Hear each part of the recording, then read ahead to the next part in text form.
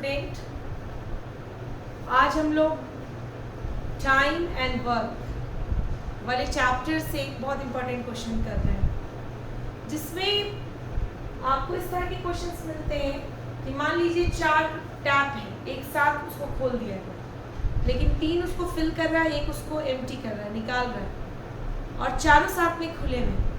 तो बताइए कि कितना टाइम लगेगा कि वो टंकी खाली हो जाए, कितना टाइम लगेगा कि वो टंकी भरी रहेगी।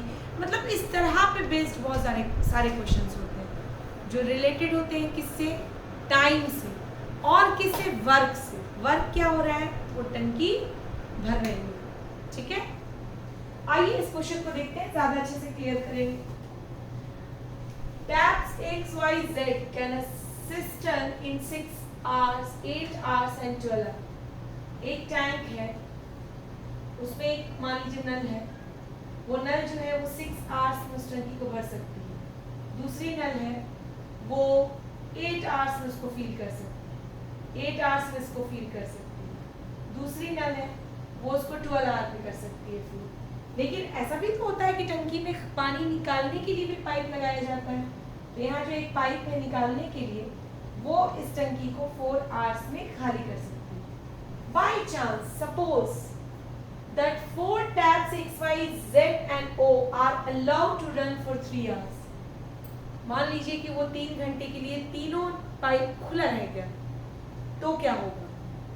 ठीक, after which tap O is closed, उसके बाद याद आया अरे पानी तो बर्बाद हो रहा है, तो नीचे का टैप बंद करना है। ठीक है, ये O टैप है, ये X टैप है, ये Y टैप है, ये Z, तो O बंद कर दिया।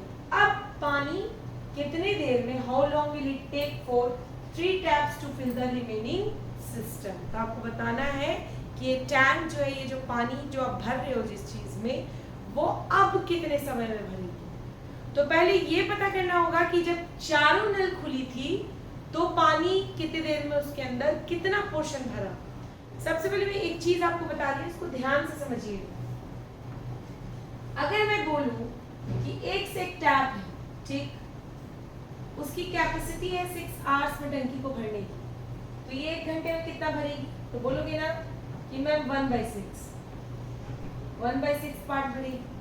उसी तरीके से सिमिलरली जो वाई टैप है, ठीक है, वो 8 hours लेगी, तो 1 hours में कितना भरेगी भाई? 1/8। बिल्कुल इसी तरीके से आपका जो Z है, Z टैप, वो अपनी कैपेसिटी के अकॉर्डिंग 12 hours, यानी कि 1 hour में कितना भरेगी? 1/12। और जो खाली कर रही है वो कितना निकालेगी? तो O टैप की कैपेसिटी जो है वो कितनी है? 4 hours की, यानी 1 hour में वो कितना निकालेगी? 1/4।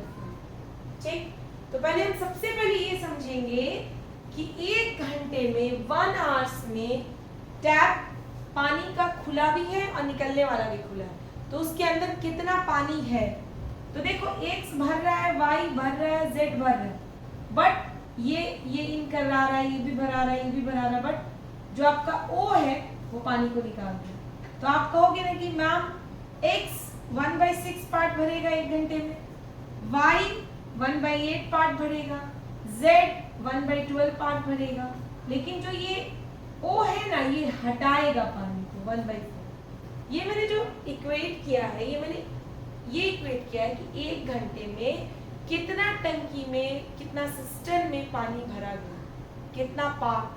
तो जाहिर सी बात है कि जो भरने वाला है उसको प्लस कर देंगे, और बाकी को हमको क्या करना पड़ेगा, जो निकालने वाला है उसको माइनस करना पड़ेगा। अब आप यहाँ देखो, अगर हम इसका एलसीएम लेते हैं, इट्स 24।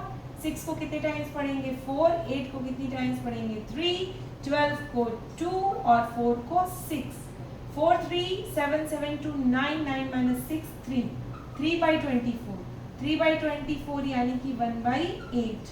तो 1/8 जो है बेटा, वो 1/8 तुम्हारा क्या होगा? 1 घंटे में तुम्हारे सिस्टम में कितना पानी भरा, वो उस चीज को बताया। ऐसा जो गलती से छूट गया, पानी भरने वाला भी टंकी में और निकालने वाला भी, वो एक्चुअल में कितने देर के लिए छूटा था? It's 3 hours। तो मैंने 1 घंटे का पानी निकाला है। आप 3 आवर्स का बताएं क्या होगा। We have to find for 3 hours. तो 3 घंटे, तो भाई 1 घंटे का अगर पानी 1/8 पार्ट भराया है टैंक में, तो भाई 3 आवर्स का क्या भराएगा, जाहिर सी बात है मल्टीप्लाई होगा 3/8। अब देखो ये पानी मान लो यहाँ तक भरा हुआ है, फिल है। अब जो बचा है उसको भरना है। फ्रैक्शन में कोई भी चीज फ्रैक्शन में कंप्लीट 1 होती है। मान लो ये पूरा टंकी 1 भरना है, जिसमें 3/8 भर चुके हैं ऑलरेडी। तो बचा क्या है, लेफ्ट क्या है बेटा, लेफ्ट के लिए लिखेंगे 8 - 3 यानी कि 5/8। तो अब जो तुम्हारे पास टेंशन है वो कितनी टंकी भरने का है, टंकी का कितना पोर्शन खाली है, 5/8 पोर्शन खाली है, टंकी भरा नहीं। तो अब हमारा काम है कि किसी भी तरह से हम 5/8 टंकी को फिल करना, 5/8।